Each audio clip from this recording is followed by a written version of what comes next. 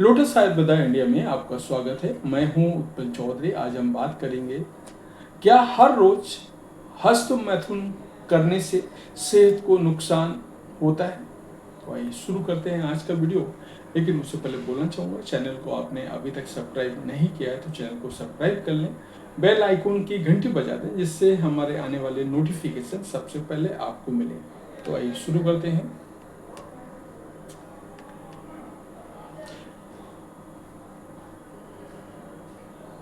हस्त मैथुन यौन आनंद का एक हिस्सा है जो जननांगों को उत्तेजित करना, प्लेजर महसूस करने के सुरक्षित तरीकों में से एक है।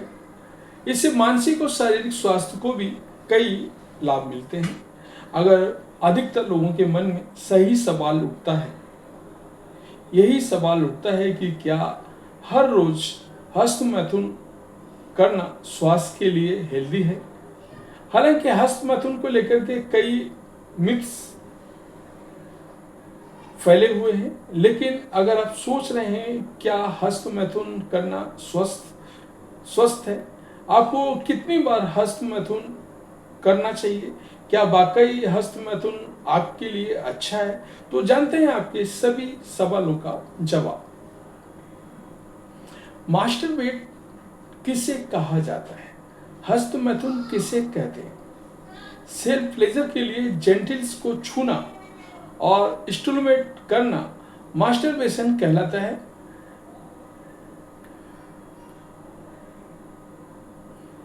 इससे आपके कामुक शरीर के अंगों को छूना या सहलाना उसे हस्त मैथुन माना जाता है। फिर इसमें आपके जननांग शामिल भी हो सकते हैं और नहीं भी। स्प्रिंगर की एक रिपोर्ट के अनुसार अमेरिका में एक महीने की अवधि में 47 से 40% महिलाएं और 41 से 65% पुरुष हस्त मैथुन करते हैं। इंडिया में भी लगभग यही संख्या है, इससे ज़्यादा होगी परसेंटेज, इससे कम नहीं होगा। नियमित रूप से हस्त मैथुन करना क्या सुरक्षित है। रोजाना मास्टरबेट करना पूरी तरह से सुरक्षित है। इसका शरीर का कोई शारीरिक भावनात्मक नुकसान नहीं होता है। सेक्सुअल हेल्थ हस्त मैथुन किसी भी तरीके से स्वास्थ्य के लिए बुरा नहीं है। फिर चाहे इसे रोज किया जाए, इससे यौन सुख का अनुभव होता है। वहीं international society of education sexual medicine के अनुसार हस्त मैथुन की आवृत्ति की कोई निश्चित संख्या नहीं है। क्या हस्त मैथुन से शरीर को फायदा मिलता है। हस्त मैथुन करने से सेक्सुअल प्लेजर बढ़ जाता है। इसके अलावा तनाव के बढ़ते स्तर में भी कमी आती है। साथ ही हृदय की कार्य प्रणाली और नींद में सुधार होता है। एक रिपोर्ट के अनुसार सेक्स और मास्टरबेट करने से ऑक्सीटोसिन सीक्रेट होता है, तो तनाव को दूर रखने में मदद मिलती है। महिलाओं में मासिक चक्र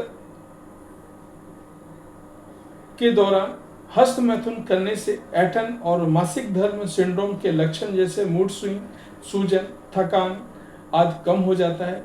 ऐसी एकांत गतिविधियों से गर्भावस्था या यौन संचारित संक्रमण का कोई जोखिम भी नहीं होता है। क्या मास्टरबेशन के लिए फल सब्जियों का इस्तेमाल उचित है।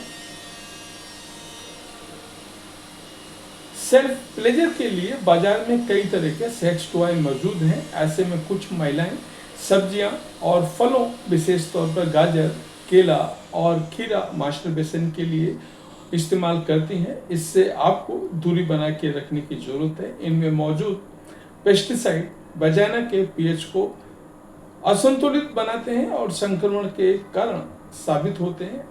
वहीं मास्टरबेट करने के लिए इस्तेमाल किए जाने वाले सेक्स टॉय को सिलिकॉन से तैयार किया जाता है।